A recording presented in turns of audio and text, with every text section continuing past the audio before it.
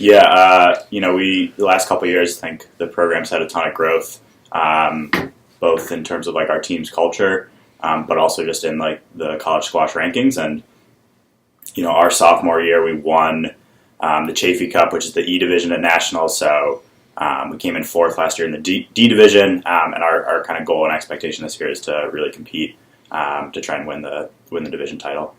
Yeah, absolutely. I think that's definitely on our minds. And we lost Zach Cole and Peter Dudley, who were two of the winningest players in history. But we've got some good underclassmen. Davis Chase and Fitz Doherty are two sophomores that should continue to help build this program. And our 3 first years are, I think, showing signs of being great contributions to our team. And I think we're in good shape to at least repeat our result and hopefully build on that result this upcoming year.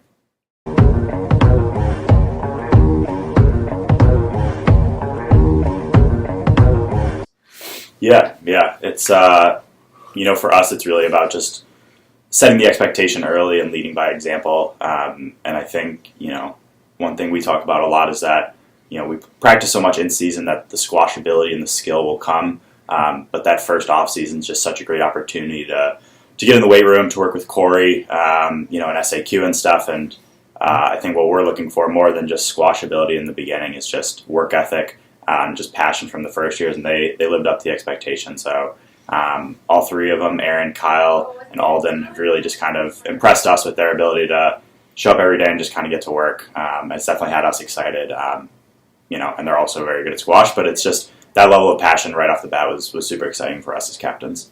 Yeah, I think, we just want to be a resource for them, whether it's on the court or off the court, but just make ourselves available to, help them in whatever they need to do. But also, like you said, setting an example of what they should be trying to do and trying to achieve, and helping them set goals for themselves.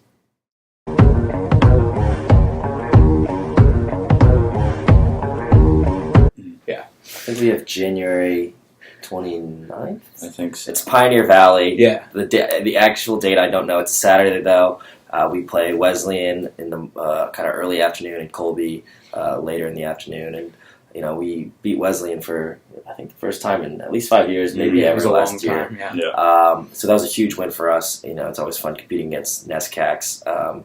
And definitely, taking one down was awesome. So we're going to hope to do that again this year. And then we're playing Colby, who we haven't played in maybe ever, not since my time here at least. And Colby's a really strong team. So that's an opportunity for us to, really make an impact on kind of on the landscape of CSA. So, yeah, that's definitely a day we've had circled for a while. And then, this is the first year of the Centennial Conference College Squash Championships, which, we're super pumped as seniors that we get to do that at least once. So, going over to F&M, who we haven't played. We played Dickinson a lot, but I think that'll be a ton of fun just to get some really awesome competition in the conference.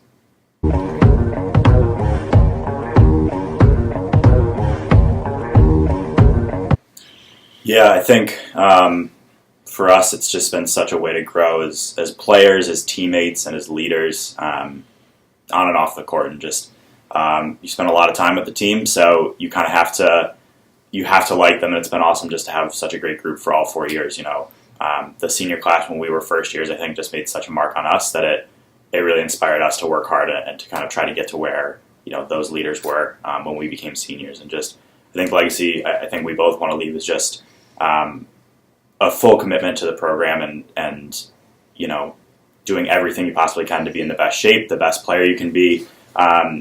Is the expectation and not the sort of exception, especially in the off season. Just seeing in our 4 years here the growth of our off season program in the gym and on the court. I think it's just been such an awesome part of what we can kind of contribute to the program. Yeah, for me, I guess what this team has meant to me and the culture is I've always been very impressed by the leadership on this team. Like Ryan mentioned, our freshman year, the senior class was very. They were strong leaders. They were very tight-knit. So that was a great thing to come into, and I think they were all, like I mentioned before, on the court and off the court leaders. They were there for, advice on squash, advice on working out, advice on careers, life. So that was very helpful. And then even our alumni network has been really helpful.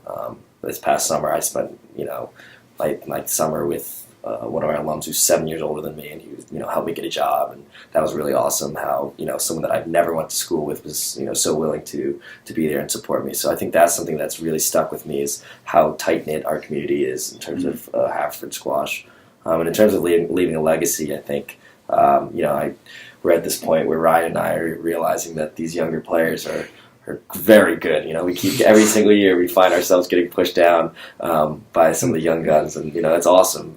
But we want to make sure that we leave them in a position where I guess they never get complacent, and they're always willing to kind of push their own limits and challenge each other. And hopefully we kind of leave a culture where they are the next leaders, and they're continuing to push Haverford squash to a new level. So.